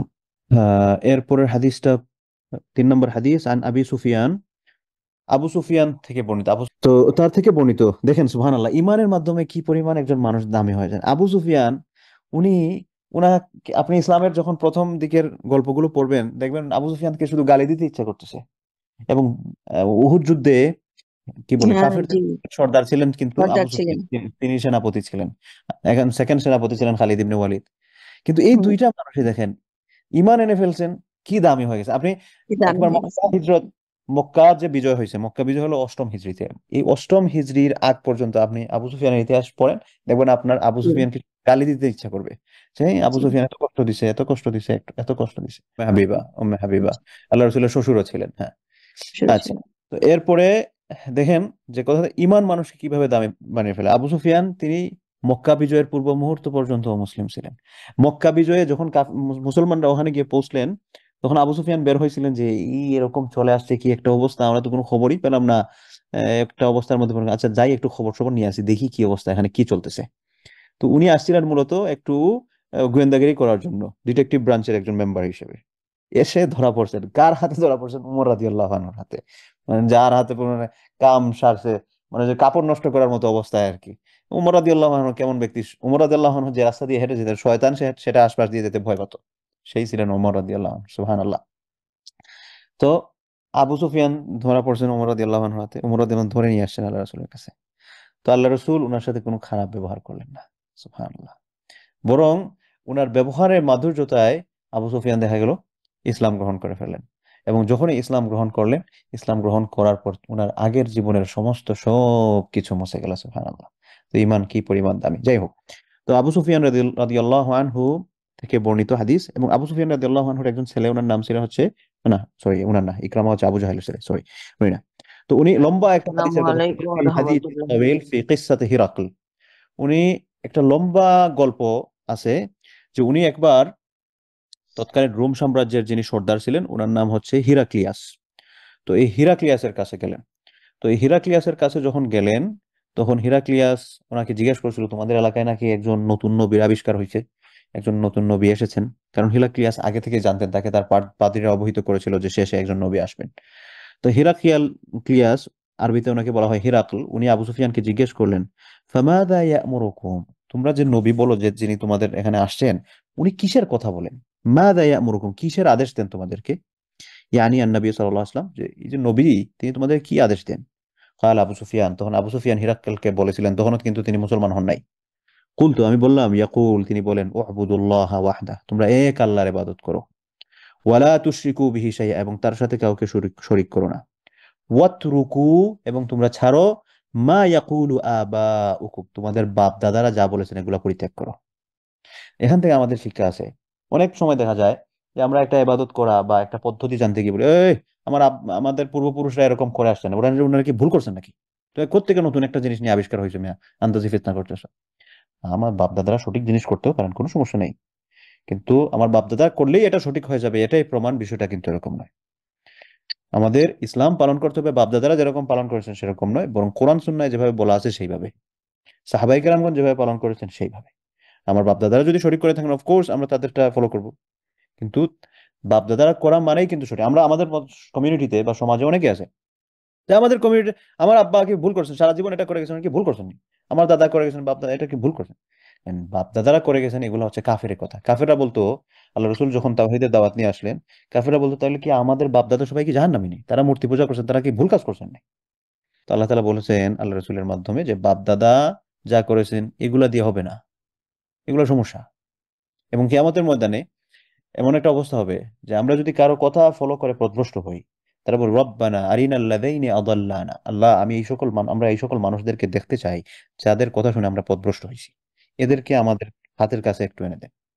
নাজআলহুমা তাহতা আকদামিনা, আমরা এই যে দল জিন এবং মানুষদের মধ্য থেকে যারা আমাদেরকে পথভ্রষ্ট করেছে, এদেরকে আমরা দেখতে চাই, এদেরকে আমাদের পায়ের নিচে ফেলতে চাই। যারা আমাদেরকে পথভ্রষ্ট করছে, লিস্ট এদেরকে আমরা একটু পানিশমেন্ট দিতে পারি। হ্যাঁ, স্যার। তো যে কথা থেকে গেলাম যে আল্লাহ রসুল নসিহত করতে গিয়ে বলছেন, কি বলে আবু সুফিয়ান আল্লাহ রসুল কি আদেশ দিতেন এগুলা বলতে গিয়ে বলেছিলেন যে উ'বুদুল্লাহ ওয়াহদা, তিনি বলেন তোমরা এক আল্লাহর ইবাদত করো, ওয়ালা তুশরিকু বিহি শাইআ, তার সাথে কাউকে শরীক করো না, ওয়াতরুকু মা ইয়াকুলু আবাউকুম, এবং তোমাদের বাপ দাদারা যা বলেন এগুলো পরিত্যাগ করো। বাপ দাদারা সঠিক বললে গ্রহণ করা যায়, কিন্তু বাপ দাদারা বললেই সেটা সঠিক এটা কোনো প্রমাণ নয়। ওয়ায়ামুরুনা বিস-সালাহ, এবং তিনি নামাজের আদেশ দেন, ওয়াস-সিদকি, এবং সত্যের আদেশ দেন, সত্যের ব্যাপারে যাতে মানুষজন যাতে সত্য বলে, মিথ্যা থেকে বেঁচে থাকে। ওয়াল আফাফ, এবং তিনি চরিত্রের হেফাজতের আদেশ দেন। আফাফ শব্দের অর্থ হচ্ছে চরিত্রের হেফাজত করা। আফাফ শব্দের অর্থ হচ্ছে চরিত্রের হেফাজত করা, তিনি চরিত্র হেফাজত করার আদেশ দেন। তো চরিত্র হেফাজত করা মানে কি? শুধুমাত্র মনে করেন আমরা কি বলে শারীরিক চাহিদা সম্বলিত যে সকল বিষয় আছে এটাই কিন্তু চরিত্রের হেফাজত নয়। একজন মানুষ মিথ্যা বলে, তার চরিত্রের সমস্যা আছে। একজন মানুষ খেয়ানত করে, তার চরিত্রের সমস্যা আছে। একজন মানুষ চুগলখড়ি করে, তার চরিত্রের সমস্যা আছে। একজন মানুষের লেনদেন ভালো না, তার চরিত্রের সমস্যা। আমরা মনে করি চরিত্রিক সমস্যা মানে হচ্ছে এই যদি ইটিস পিটিস থাকে, ইটিস পিটিস মানে হচ্ছে এই যে প্রেম সম্বলিত বা এই রিলেটেড আর কি, মানে ফিজিক্যাল যে অ্যাট্রাকশন আছে এই রিলেটেড কোনো কিছু থাকলে মনে হয় চরিত্রের সমস্যা না। আপনি আপনার মানবীয় গুণাবলীর এগেইনস্টে গিয়ে কোনো কিছু করছেন, তার মানে হচ্ছে চরিত্রের সমস্যা আছে। তো তিনি বলেন চরিত্রের যাতে হেফাজত থাকে। ওয়াসিলাতি, এবং আত্মীয়তার সম্পর্ক রক্ষার জন্য তিনি কথা বলেন। আত্মীয়তার সম্পর্ক কিন্তু অনেক বড় একটা জিনিস, আমরা এটাকে গুরুত্বহীন ভাবে দেখি। আত্মীয়তার সম্পর্ক সম্পর্কে আল্লাহ রাসূল বলেছেন, লা ইয়াদখুলুল জান্নাতা কাতি, আত্মীয়তার সম্পর্ক ছিন্নকারী ব্যক্তি জান্নাতে যাবে না। লা ইয়াদখুলুল জান্নাতা কাতি, আত্মীয়তার সম্পর্ক ছিন্নকারী ব্যক্তি জান্নাতে যাবে। আমরা কিন্তু দেখা যায় চাচার সাথে কথা নাই, মামার সাথে একটু ছোটখাটো দুনিয়াবি একটা বিষয় নিয়ে কথা নাই, চলছে তো চলছে, কোনো কথাবার্তা নেই। আত্মীয়তার সম্পর্ক বিচ্ছিন্নকারী ব্যক্তি জান্নাতে যাবে না। সূর্য যেরকম দিবালোকের ন্যায় সত্য, রাসূল সাল্লাল্লাহু আলাইহি ওয়াসাল্লামের হাদিসগুলো দিবালোকের ন্যায় সত্য। আরেকটা হাদিস আল্লাহ রাসূল সাল্লাল্লাহু আলাইহি ওয়াসাল্লাম বলেছেন যে তোমরা যদি কেউ চাও যে তোমাদের লাইফের মধ্যে বারাকা হোক, তোমরা বিপদ মুসিবত এগুলা থেকে বেঁচে থাকবে, লাইফের মধ্যে ব্লেসিংস পাবে আল্লাহ সুবহানাহু ওয়া তাআলা, ফালইয়াসিল রাহমা, সে যাতে তার আত্মীয়তার সম্পর্কটা বজায় রাখে, তার গর্ভের যে আত্মীয়তার সম্পর্কগুলো আছে এগুলো যাতে বজায় রাখে। ঠিক আছে। হাদিস নম্বর 56 এ বলেছিলাম আসসালিস, আবু সুফিয়ান রাদিয়াল্লাহু আনহু হাদিসটা শেষ করলাম। 57 নম্বর হাদিস, ছোট হাদিস আছে আন আবি সাবিতিন, যিনি হাদিস বর্ণনা করছেন ওনার উপাধি হচ্ছে আবু সাবিত। আরবদের একটা কালচার হচ্ছে ওনারা ওনাদের বড় সন্তানের নামে ওনাদের পরিচয়টা বলে দেন আর কি মানুষদেরকে, মানুষের অমুকের বাপ। তো আবি সাবিত মানে হচ্ছে সাবিতের পিতা। ওনার মেইন নাম ছিল সাহাল ইবনু হুনাইফ। ওনার মেইন নাম হচ্ছে সাহাল, সাহালকে ওনার পিতার নাম হচ্ছে হুনাইফ, সাহাল ইবনু হুনাইফ, হুনাইফের ছেলে সাহাল। সাহাবীর নাম হচ্ছে সাহাল। ওয়াহুয়া বাদরিয়ুন, উনি বদর যুদ্ধে অংশগ্রহণকারী সাহাবী ছিলেন। বাদরিয়ুন মানে হচ্ছে ওই ব্যক্তি যিনি বদর যুদ্ধে অংশগ্রহণ করেছেন। তিনি আন্নান নবী সাল্লাল্লাহু আলাইহি ওয়াসাল্লাম قال, রাসূলুল্লাহ সাল্লাল্লাহু আলাইহি ওয়াসাল্লাম বলেন, মান সাআলাল্লাহ, যে ব্যক্তি প্রশ্ন করে, এখানে প্রশ্ন করা মানে হচ্ছে চায়। মান সাআলা, যে ব্যক্তি চায়, আল্লাহ, আল্লাহ তাআলার নিকট, আশ-শাহাদাতা, শাহাদাতের মৃত্যু। শাহাদাতের মৃত্যু মানে কি? যে আল্লাহ তাআলার রাস্তায় সে তার জীবন দান করতে চায়। যে ব্যক্তি সত্যিকার অর্থে আল্লাহ তাআলার কাছে শাহাদাতের মৃত্যু চায়, বিসিদকিন, সত্য সহকারে, বাল্লাগাহুল্লাহু মানাজিলা শুহাদা, বাল্লাগাহুল্লাহু, আল্লাহ তাআলা তাকে পৌঁছে দেন, মানাজিলা শুহাদা, শহীদদের স্ট্যাটাস। অর্থাৎ একজন মানুষ আল্লাহ তাআলার কাছে বারবার চায়, আল্লাহ আপনি আমাকে শাহাদাতের মৃত্যু দেন, আল্লাহ আমি শহীদ হয়ে মরতে চাই, হ্যাঁ? আল্লাহ তাআলা ওই ব্যক্তিকে শহীদদের স্ট্যাটাস যেটা আছে সেম স্ট্যাটাস দেন। ওয়া ইন মাতা আলা ফিরাশি, ওয়া ইন, যদিও মাতা, সে মৃত্যুবরণ করেছে, আলা ফিরাশি, তার বিছানায়, অর্থাৎ সে তার বিছানাতে মৃত্যুবরণ করেও সে শাহাদাতের মর্যাদা পাচ্ছে। কি জন্য পাচ্ছে? ওই যে সে সত্য সহকারে আল্লাহ তাআলার কাছে সে শাহাদাতের মর্যাদা কামনা করতো। সে আল্লাহ তাআলার কাছে, আল্লাহ আমার যদি কোনো সুযোগ হয় আমি আল্লাহ রাস্তায় জীবন দিয়ে দিব, আমি আল্লাহ রাস্তায় জীবন দিয়ে দিব। তো এটা করতে করতে একটা সময় দেখা গেল যে সে ওরকম কোনো সুযোগ পায় না যে আল্লাহ রাস্তায় জীবন দেওয়ার মতো। কিন্তু আল্লাহ সুবহানাহু ওয়া তাআলা তার এই সত্য চাহিদার কারণে আল্লাহ তাআলা তাকে শাহাদাতের মৃত্যু দিয়ে দিয়েছেন। তো এখান থেকে আমাদের কি বুঝলাম? বুঝতে পারলাম যে আমরা সবার, একজন মুসলিমের করণীয় থাকবে, তার দায়িত্ব হচ্ছে সে শাহাদাতের মৃত্যু চাইবে। একজন মানুষ মুনাফিক নাকি ইমানদার সেটা পার্থক্য করার কয়েকটা পদ্ধতি আছে। তোর মধ্যে একটা পদ্ধতি হচ্ছে ব্যক্তি শাহাদাতের মৃত্যু চায় কি চায় না। ব্যক্তি যদি, হ্যাঁ, সে শাহাদাতের মৃত্যু চায় কিন্তু সে অন্যভাবে মারা যেতে পারে, কিন্তু প্রত্যেক ইমানদারের মনে শাহাদাতের মৃত্যুর কামনা বাসনা থাকতে হবে। আসলে একটা কথা এখানে বলি, দিনটাকে আমাদের জীবনের উদ্দেশ্য বানাতে হবে। যে আমাদের জীবনটাকে, আমাদের জীবনটা হচ্ছে দিন। আমরা কি মনে করছি? এই যে মনে করেন এখানে এট দিস মোমেন্ট 70 জন বোন আছেন। আমরা যদি মনে করি যে সাপোজ আয়েশা তাবাসসুম, উনি উনার লাইফ লিড করেন। তারপরে একজন হচ্ছেন আহ, বিল মুমিনা, উনি উনার যে দেহ আছে, ওনার লাইফ আছে, উনি এটাকে লিড করেন বা উনি এটাকে অন করেন। বিষয়টা কি এরকম? অবশ্যই না। আমাদের শরীরের মালিক কি আমরা নি? অবশ্যই না। গতকালকের খুতবায় আমি একটা আলোচনা করতেছিলাম, ইংল্যান্ডে রিসেন্টলি একটা বিল পাস করতেছে যে কোনো মানুষ যদি সে বুড়া হয়ে যায় এবং বিভিন্ন অসুস্থতায় অসুস্থ থাকে এবং সে মরে যেতে চায়, সে আর পেইন টলারেট করতে পারছে না, দুনিয়ার ভালো লাগে না, আমি মরে যাব, তো এটার যাতে লিগেলাইজ হয়, সে যাতে মারা যাওয়ার অধিকারটা পায়, এই বিষয়ে একটা আইন। তার কারণ কি? সে মনে করতেছে যে তাদের জীবনটা তারা ওন করে। আমাদের ওয়েস্টে আমরা সকল সভ্যতার দেশ যাদেরকে বলি, তারা কি পরিমাণ অসভ্য দেখেন। ইসলামের দৃষ্টিতে হচ্ছে একজন মানুষ যত বেশি বৃদ্ধ হবেন তার স্ট্যাটাস তত বেশি বাড়বে। বলবেন কিভাবে? আপনি আমি যখন ছোট ছিলাম আমাদেরকে আমাদের পিতামাতারা শাসন করার অধিকার রেখেছে, এখনো রাখেন। এখন আমার আম্মা যদি আমাকে মারেন, অবশ্যই তার সেই অধিকার আছে। উনি যদি আমাকে শাসন করেন, অন্যায়ভাবেও যদি তিনি আমাকে মারেন, মারতে পারেন, হ্যাঁ, তিনি অন্যায়ভাবে মারলে আল্লাহ তাআলার কাছে উনি জবাবদিহি করবেন। কিন্তু তাই বলে উনি যদি আমাকে অন্যায়ভাবে মারেন, সেটাকে প্রতিরোধ করে উনাকে পাল্টা একটা দেওয়া, নাউজুবিল্লাহ, এটার আমি ক্ষমতা রাখি না। কিন্তু উনারা আমাদেরকে শাসন করতে পারে। কিন্তু আমাদের পিতামাতারা যখন বৃদ্ধ হন, সন্তানের উপর যখন ডিপেন্ডেন্ট হয়ে যান, সন্তানরা কি বাবা মা কোনো ভুল কাজ করলে তাদেরকে শাসন করার ক্ষমতা রাখে? অবশ্যই না। বরং আল্লাহ তাআলা বলেছেন যে ওয়াকফিদ লাহুমা জানাহাদ দুল্লি মিনার রাহমা, তাদের জন্য তুমি তোমার বিনয়ের ডানা বিছিয়ে দিবে। তাদের সাথে অত্যন্ত বিনয়ের সাথে তাদের সাথে মুআমালাত করবে, তাদের সাথে কমিউনিকেশন করবে। এবং ওয়াকুল লাহুমা কাউলান কারীমা, তাদের সাথে বিনয়ের সাথে কথা বলবে।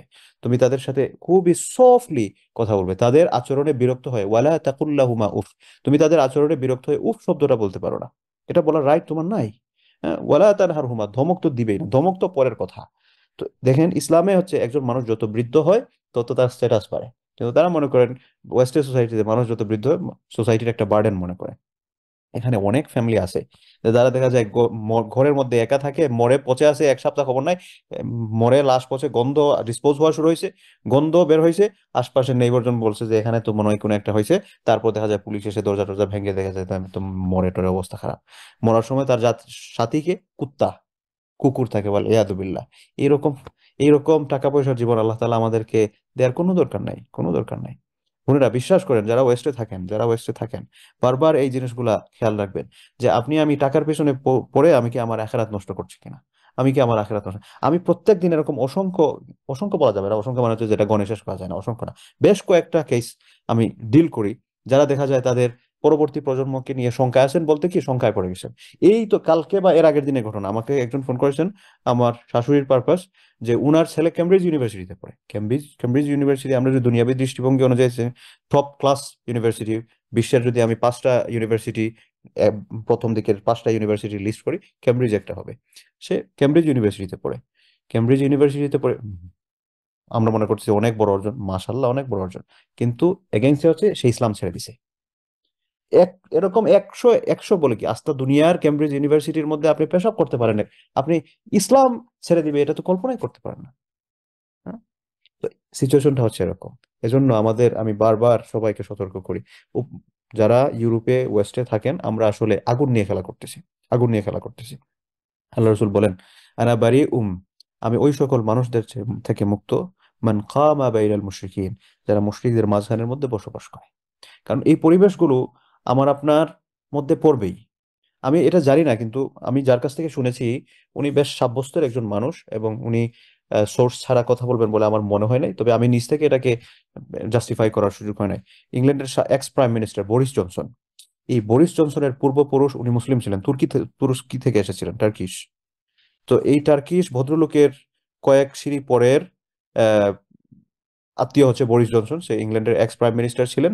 উনি খ্রিস্টান, বা খ্রিস্টানও ওরকম বলা যায় না, মানে উনি ধর্ম টর্ম এরকম পালন করেন না।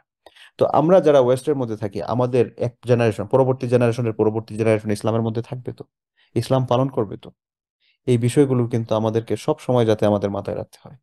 কারণ এই 50-60 বছর, 70-80 বছরের জিন্দগি কষ্ট করে কোনো রকম না হয় পুষিয়ে দিলাম, আখেরাতের জীবনটা যাতে কোনোভাবে মিস না হয়, এ ব্যাপারে যাতে আমরা খুব বেশি কনসার্ন থাকি। আমি বেড়াতে কক্সবাজার গেলাম ধরেন, বা যারা পশ্চিমে থাকেন টার্কিতে যান বা বিভিন্ন দেশে হলিডের জন্য, আমি ওখানে গিয়ে কি আমরা নিজের বাড়ির মতো সবকিছু গুছানো শুরু করি না?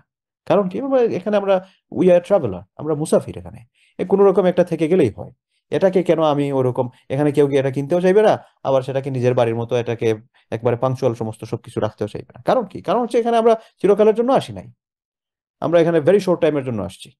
তো এই দুনিয়াটা হচ্ছে আমাদের জন্য মুসাফির খানা। উর্দু একজন কবি আল্লামা ইকবাল বলেন, ইহ তো মুসাফির খানা।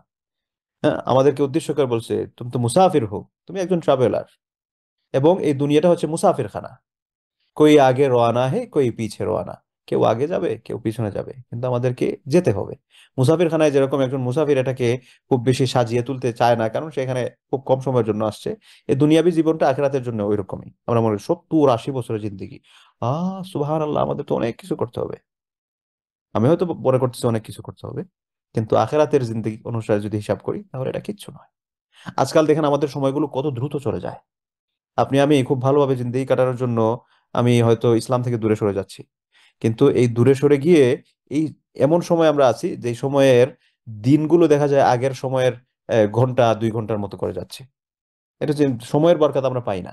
তো সময়ের বরকত পাই না, এটা নিজের কারণে পাচ্ছি না, এটা হতে পারে। আবার আরেকটা হচ্ছে সময় কিন্তু খুব দ্রুত এক একটা সপ্তাহ মনে হচ্ছে যে মানে আগেকার যুগের দিনের মতো চলে যাচ্ছে। আজ থেকে আমরা একটু 25-30 বছর আগের কথা একটু চিন্তা করি তো, সেই সময়টাতে এক একটা মাস, ওরে বাপরে, এক মাস কি পরিমাণ লম্বা মনে হতো। কিন্তু এখন দেখেন সপ্তাহ মনে হয় যে চোখের পলকে সপ্তাহ চলে যাচ্ছে, চোখের পলকে সপ্তাহ চলে যাচ্ছে। তো এই চোখের পলকে চলে যাওয়া সময়গুলোর জন্য আমাদের এত এত প্রস্তুতি, আমাদের এত এত কার্যক্রম। এজন্য আল্লাহ সুবহানাহু ওয়া তাআলা বলেন, যে কথাতে গিয়েছিলাম, যে আমরা মনে করছি যে আমরা তো এগুলো ওন করতেছি, আমরা তো আমাদের বডি ওন করি না, আমরা আমাদের লাইফ ওন করি না, আমরা এগুলো বিক্রি করে আসছি, আমরা বিক্রিত পণ্য। বলবেন কোথায় বিক্রি করে আসছে? আল্লাহ তাআলা বলছেন, ইন্নাল্লাহ আশতারা মিনাল মুমিনিনা আনফুসাহুম ওয়া আমওয়ালাহুম বিআন্না লাহুমুল জান্নাহ। নিশ্চয় আল্লাহ সুবহানাহু ওয়া তাআলা মুমিনদের জান এবং মাল জান্নাতের বিনিময়ে কিনে নিয়েছেন। এখন আপনি আপনি যদি বলেন যে না আমি মুমিন না, তাইলে আপনার জন্য আমার কোনো কথা নাই, I don't want to talk to you. আর যদি মনে করেন যে না আমি তো মুমিন, তাইলে আমাকে বলতে হবে আপনি তো একজন বিকৃত পণ্য, উই আর সোল্ড আউট, আমরা বিকৃত পণ্য। মানে আপনার কাছ থেকে যদি আমি মনে করেন এই ল্যাপটপ যেটা দিয়ে আমি পড়া দিচ্ছি, এটা আপনার কাছ থেকে আমি কিনেছি, তখন এটা আমার কিভাবে ইউজ করতে হবে, যেভাবে আপনি আমাকে ডিরেকশন দিবেন। আমি তো এটাকে অন করি না, আমি এটাকে মনে করলাম ঢিল মেরে ফেলে দিলাম, উপর থেকে নিচে ফেলে দিলাম, রাফলি ইউজ করলাম, এটার অধিকার আমি রাখি না। বরং আমাকে এভাবে ইউজ করতে হবে যেভাবে আপনি আমাকে ডিরেকশন দিচ্ছেন। আমি যদি এটা না করি, তার মানে হচ্ছে I miss using, I am denying the loss, এবং আমি যদি কোনো ডেস্ট্রয় করি সেটা লস আমাকে ব্যয় করতে হবে। ঠিক ওরকম ভাবে আল্লাহ তাআলার কাছে আমরা বিক্রি করে আসছি, কিন্তু তারপরে দেখেন আল্লাহ তাআলা আমাদেরকে আমাদের জন্য ব্যবহার করার জন্য দিয়েছেন, কিন্তু তার একটা ডিরেকশন দিয়েছেন। কিন্তু যখন আমি এই ডিরেকশন অনুযায়ী চলবো না, তার মানে হচ্ছে আমি আল্লাহ তাআলার দেয়া আমানতকে মিস ইউজ করতেছি। আমি খেয়ানতদার হচ্ছি কার সাথে? আল্লাহ তাআলার সাথে। সুবহানাল্লাহ, আল্লাহ তাআলার সাথে আমি খেয়ানত করতেছি। তো এই বিষয়গুলো আমাদেরকে ভাবতে হবে। তো যে কথাতে বলছিলাম, দিন হচ্ছে জীবন উদ্দেশ্য হিসেবে আমাদেরকে ধারণ করতে হবে। মৌলানা মওদুদী রহমতুল্লাহ আলাইহি একজন বড় স্কলার, জামায়াত ইসলামের প্রতিষ্ঠাতা উনি। উনার কিছু ব্যাপারে আমার উনার সাথে, বা উনি কিছু বিষয়ে ভুল বলছেন, কিন্তু কিছু বিষয়ে উনি এমন চমৎকার চিন্তা করেছেন যেটা তার সমকালীন অন্যান্য স্কলাররা এরকম ভাবে চিন্তা করেন নাই। তো আমাদের যারা ইসলাম নিয়ে কাজ করেন, আমাদের আসলে উদার দৃষ্টিভঙ্গি লালন করা দরকার, যে আমরা যার যেটা ভালো আমরা সেটা প্রেজ করব। তো মৌলানা মওদুদী রহমতুল্লাহ আলাইহি ওনার কিছু দিকে সমস্যা আছে, কিন্তু কিছু দিকে উনি খুব ভালো কাজও করেছেন। তো মৌলানা মওদুদী একটা কথা বলতেন, এবং এটা আমার খুব পছন্দ হয়েছে, যে দিনের জন্য কাজ করবে যারা, তারা তো পাগলের মতো হতে হবে। সে পাগলের মতো কাজ করবে কি জন্য? তার দুনিয়াবী স্বার্থ নিয়ে কোনো খোঁজ খবর নাই। অন্যান্য মানুষজন চিন্তা করবে আমার দুনিয়া কামাইতে হবে, আমার এটা ওটা অর্জন করতে হবে, আমার এই এই এই হতে হবে। এটা যদি না হয়, তাহলে তার বিগ লস হচ্ছে, সে সেটা মনে করবে। কিন্তু যে দিনের কাজ করবে, সে ব্যবসায় সময় কম দিবে, না দিয়ে সে দিনের কাজ করবে। এই যে মনে করেন এই মুহূর্তে 70-75 জন বোনেরা বসে আছে, আমরা চাইলে তো রান্না বান্নার কাজ, ফ্যামিলিগত কাজ, এন্টারটেইনমেন্ট, বসে বসে টিভি দেখতে পারতেন, নাটক সিনেমা দেখতে পারতেন, ফ্যামিলির সাথে সময় কাটাতে পারছেন। এগুলা না করে এসে এই যে জুমের মধ্যে বসে বসে আছেন, কি কি জন্য বসে আছেন? মৌলানা মওদুদী বলেন এটা এরকম একজন পাগল হতে হবে যে না, আমার সবকিছু ঠিক আছে, কিন্তু আমার আল্লাহর সবকিছুর আগে আমি আল্লাহকে প্রায়োরিটি দিব। এটা হচ্ছে মুমিনের বৈশিষ্ট্য। সবকিছুর আগে সবকিছুই করব, কিন্তু আগে দেখতে হবে যে আমি এটা করতে যাচ্ছি, ইসলাম আমাকে কি বলতেছে। ইসলাম বলছে খালাস, কোনো কথা নাই। ইসলাম বলেছে, আল্লাহ বলেছেন, রাসূল বলেছেন, নো কম্প্রোমাইজ। তো এই চিন্তাটা যখন আপনি আমি আমাদের মধ্যে এটাকে আমরা আহ প্রতিষ্ঠিত করতে থাকবো, তখন ইনশাআল্লাহ আমার মধ্যে দ্বীনের যে স্পিরিট আছে, এই স্পিরিটটা আমরা ধারণ করতে পারবো, এবং এগুলোর মাধ্যমে আমরা আল্লাহ তাআলার যে বন্ধুত্ব, যেটাকে আল্লাহর ওলি বলা হয়, এই ওয়ালায়াতের মর্যাদা, এটা আমরা অর্জন করতে পারবো ইনশাআল্লাহ। যাই হোক, তো যে হাদিসটা থেকে গিয়েছিলাম, যে ব্যক্তি যদি আল্লাহ তাআলার কাছে শাহাদাতের মৃত্যু চায়, এমনকি সে শাহাদাতের মৃত্যু বরণ করেনি, বিছানায় মারা গিয়েছে, তারপরও সে শহীদের মর্যাদা পাবে। কি জন্য শহীদের মর্যাদা পাবে? কারণ সে সত্যভাবে এই জিনিসটা সে চাচ্ছিল। এরপরের হাদিস আবু হুরায়রা রাদিয়াল্লাহু আনহু থেকে বর্ণিত, قال قال রাসূলুল্লাহ সাল্লাল্লাহু আলাইহি ওয়াসাল্লাম, গাজা নাবিয়্যুম মিনাল আম্বিয়া, নবীগণদের মধ্য থেকে একজন নবী, তিনি যুদ্ধের, গাজা মানে হচ্ছে কোন নবী যদি যুদ্ধের মধ্যে সরাসরি অংশগ্রহণ করেন, সেটাকে গাজওয়া বলা হয়। বা বিশেষ করে রাসূল সাল্লাল্লাহু আলাইহি ওয়াসাল্লামের সময় থেকে পরবর্তী যে সকল গাজওয়া, যে সকল যুদ্ধে রাসূল সাল্লাল্লাহু আলাইহি ওয়াসাল্লাম উপস্থিত ছিলেন, এগুলাকে গাজওয়া বলা হয়। কিন্তু এখানে গাজা মানে হচ্ছে যুদ্ধে অংশগ্রহণ করা আর কি। তো গাজা নাবিয়্যুম মিনাল আম্বিয়া, একজন নবী তিনি যুদ্ধে বের হবেন, সাল্লাল্লাহু ওয়া সাল্লামু আলাইহিম, তাদের সবার উপর দুরূদ ও সালাম। ফাকালা লিকাওমিহি, তিনি তার গোত্রকে বললেন, লা ইয়াতবাআন্নি রাজুলুন, ওই ব্যক্তি আমার অনুসরণ করবে না, মালাকা বুদআ ইমরাআতিন ওয়া হুয়া ইউরিদু আন ইয়াবনিয়া বিহা ওয়ালাম্মা মা বাইনা বিহা। যে ব্যক্তি, এরকম যদি কেউ থাকে, যিনি নতুন বিয়ে করছেন, তার বাসর হওয়ার কথা, কিন্তু বাসর এখনো হয় নাই, ওই ব্যক্তি আমার সাথে যুদ্ধে অংশগ্রহণ করার দরকার নাই। ওয়ালা আহাদুন, সেই ব্যক্তিও অংশগ্রহণ করবে না, বানা বুয়ুতান, যে ব্যক্তি ঘর বানাচ্ছেন, লাম ইয়ারফা সুকুফাহা, যিনি ঘর নির্মাণ করতেছেন কিন্তু এখন পর্যন্ত তিনি সাকফুন মানে হচ্ছে ছাদ দেয়া আর কি, ঘরের ছাদটা দিতে পারেন নাই, ওই ব্যক্তিও যুদ্ধে যাওয়ার দরকার নাই। ওয়ালা মানে কিছুকে এক্সকিউজ করতেছেন যে তো ঠিক আছে, তোমাদের ভ্যালিড রিজন আছে। ওয়ালা আহাদুন, ওই ব্যক্তিও দরকার নাই, ইশতারা গানামান, যে ব্যক্তি একটা ছাগল কিনছেন, হ্যাঁ, বা ভেড়া ছাগল এই জাতীয় কোনো কিছু কিনছেন, আও খালিফাতিন, অথবা তিনি আহ ওয়াহুয়া ইয়ান্তাজিরু আওলাদাহা, এমন কোন ছাগল বা উট এই টাইপের কোনো কিছু কিনছেন, যেগুলো বাচ্চা হওয়ার অপেক্ষা আছে, যে মালিক এখানে থাকলে ভালো হয়। এরকম ব্যক্তি অংশগ্রহণ করার দরকার নেই, মানে তাদের একটা ভ্যালিড এক্সকিউজ আছে, এরকম বললেন আর কি। ফাগাজা ফাদানা মিনাল কারিয়া, তারপর তারা যুদ্ধে বের হয়ে গেলেন। যুদ্ধে যখন বের হয়ে গেলেন, গিয়ে ফাদানা মিনাল কারিয়া, গ্রামের নিকটবর্তী যখন হলেন, গ্রামের নিকটবর্তী হওয়া মানে হচ্ছে ওই যেখানে যুদ্ধ করতে যাবেন এই এলাকার যখন নিকটবর্তী হলেন, সলাতুল আসর আও কারিবাম মিন যালিক, ওই সময়টাতে আসরের নামাজ আহ, এই সময় অথবা এই সময়টা নিকটবর্তী। ফাকাল আলী শামসি, এরপর তিনি সূর্যকে বললেন, ফাকাল তিনি বললেন লিশামসি, সূর্যকে, ইন্নাকা মা'মুরা, তুমি আদিষ্ট, ইন্নাকি নিশ্চয়ই তুমি, মা'মুর আদিষ্ট, মানে আল্লাহ তাআলা তোমাকে আদেশ করেছেন কিভাবে কিভাবে চলবে। ওয়া আনা মা'মুরুন, এবং আমিও আদিষ্ট, আল্লাহ তাআলা আমাকেও আদেশ করেছেন যুদ্ধ করার জন্য। কিন্তু আল্লাহুম্মা ইহবিসহা আলাইনা, তারপর তিনি সূর্যকে লক্ষ্য করে আল্লাহর কাছে দোয়া করলেন, আল্লাহ তুমি এই সূর্যকে আমাদের জন্য আটকে রাখো, অর্থাৎ রাত হয়ে গেলে তো আর দেখা যাবে না, এজন্য আল্লাহ তুমি সূর্যটাকে আমাদের জন্য আটকে রাখো, আল্লাহুম্মা ইহবিসহা আলাইনা, আল্লাহ আপনি এটাকে আমাদের জন্য আটকে রাখুন। ফাহুবিসাত, তারপর সূর্যকে আটকে রাখা হলো, হাত্তা ফাতাহাল্লাহু আলাইহি, আনটিল তারা যুদ্ধে জয়লাভ করছে, অর্থাৎ যুদ্ধ হলো, যুদ্ধে জয়লাভ করলো। সুবহানাল্লাহ। দেখেন, উলামায়ে কেরামরা একটা কথা বলেন যে আপনি যখন আল্লাহর হয়ে যাবেন তখন দেখবেন সমস্ত সবকিছু আপনার হচ্ছে। তো তিনি আল্লাহ তাআলা এতটাই নৈকট্য অর্জন করেছেন, সূর্যকে বলছেন সূর্য থেমে যাও, সূর্য থেমে যাচ্ছে। আচ্ছা, সকল সারা দুনিয়ার মানুষ একত্রিত হয়ে সূর্যকে যদি বলে সূর্য থামো, থামবে? থামবে না। এই হাদিসগুলো বর্তমান সময়ের জন্য কাল্পনিক মনে হবে, হ্যাঁ এটা কি সম্ভব নেই সূর্য কি একটা থেমে যায়। কিন্তু সূর্য যেরকম ভাবে সত্য, আগামীকাল সকালে যেরকম সূর্য ওঠাটা সত্য, ঠিক এরকম ভাবে আল্লাহ রাসূলের হাদিসটা সত্য। বুখারী মুসলিমের হাদিস, মুত্তাফাকুন আলাইহি। তিনি বলছেন, এই নবী বলছেন যে তুমি সূর্য থেমে যাও, সূর্য বলছে থেমে গেলাম। সুবহানাল্লাহ। হাত্তা ফাতাহাল্লাহু আলাইহি, তারপর আল্লাহ সুবহানাহু ওয়া তাআলা বিজয় দান। ফাজামাআল গানাইম, যুদ্ধ শেষ হওয়ার পর তিনি সকল গনিমতের মাল একত্রিত করলেন। যুদ্ধলব্ধ, যুদ্ধ পরবর্তী সময়ে যে সম্পদটা অর্জন করা হয় কাফের মুশরিকদের, এটাকে বলা হয় যুদ্ধলব্ধ সম্পদ। ফাজাআত ইয়ানি আন্না, ফাজামা আল গানাইম, তিনি সবগুলা যুদ্ধলব্ধ গনিমতের মাল যেগুলো আছে যুদ্ধলব্ধ সম্পদ এক জায়গায় একত্রিত করলেন।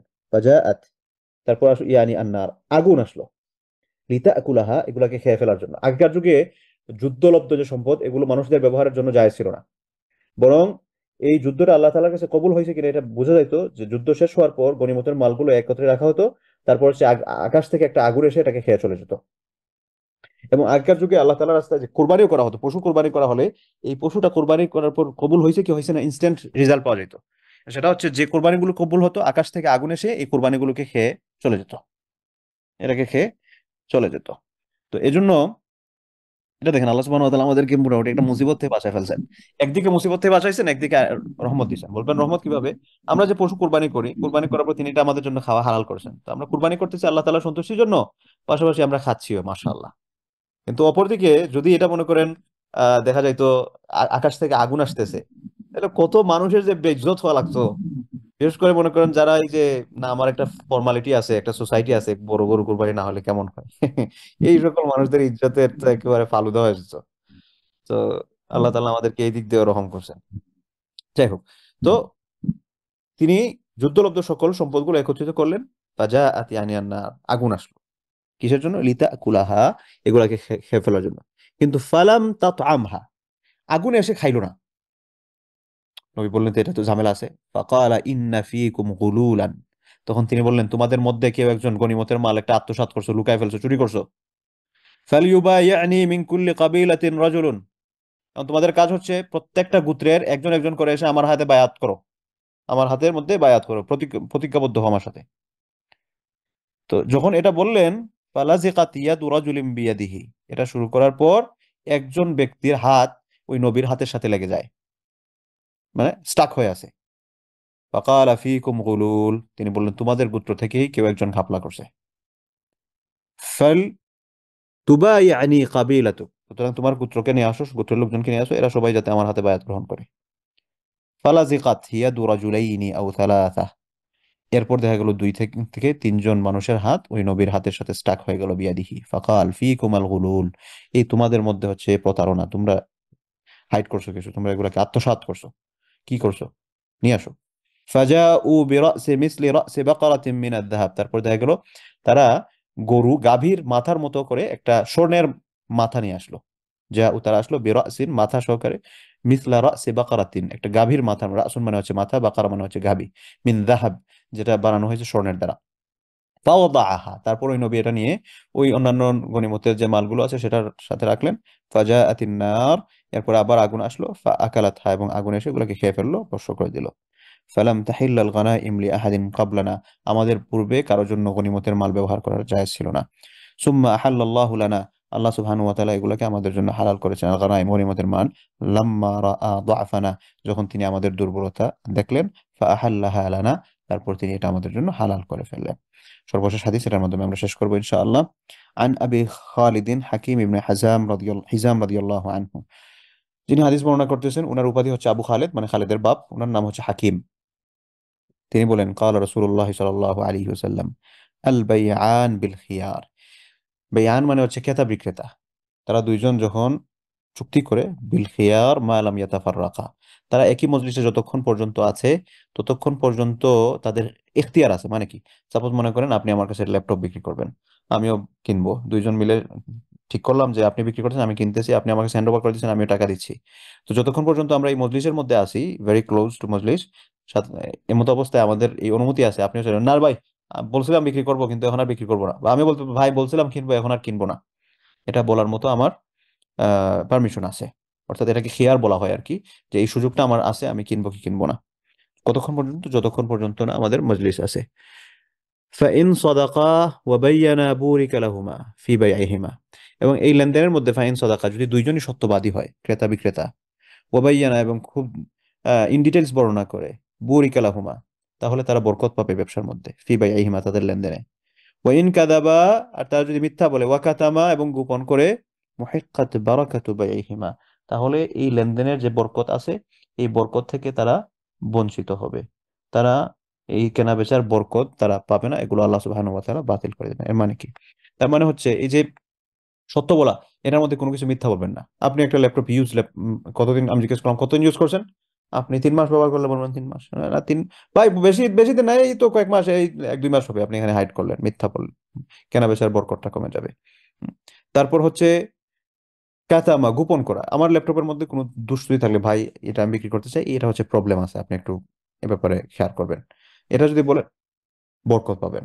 কিন্তু এটা যদি না পড়ি, না ভাই একেবারে ধোয়া তুলসী পাতা, এর মধ্যে কোনো সমস্যা নাই, আপনি এটা নিতে পারেন, একবারে ফ্রেশ, সবকিছু ঠিকঠাক, এই যে আমরা মিথ্যা বললাম, এই মিথ্যা বলার কারণে, মিথ্যা বলার তো অপরাধ আছেই, পাশাপাশি এই যে লেনদেন, এই লেনদেনের বরকত কমে যাবে।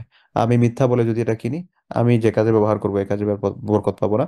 আপনি মিথ্যা বলে বিক্রি করলে, আপনি যে টাকা নিবেন বিনিময়ে, এই টাকার মধ্যে আমি বরকত পাবো না। তো এই কয়েকটা হাদিস, 6টা হাদিস মাত্র, এই 6টা হাদিসগুলো ছিল হচ্ছে সত্যবাদিতার ক্ষেত্রে। আমরা সবাই জানি সত্য আমাদেরকে মুক্তি দেয়, এজন্য আমরা যাতে কষ্ট হলেও সত্যের উপর প্রতিষ্ঠিত থাকি, আল্লাহ সুবহানাহু ওয়া তাআলা যেন আমাদেরকে সেই তৌফিক দান করেন ইনশাআল্লাহ।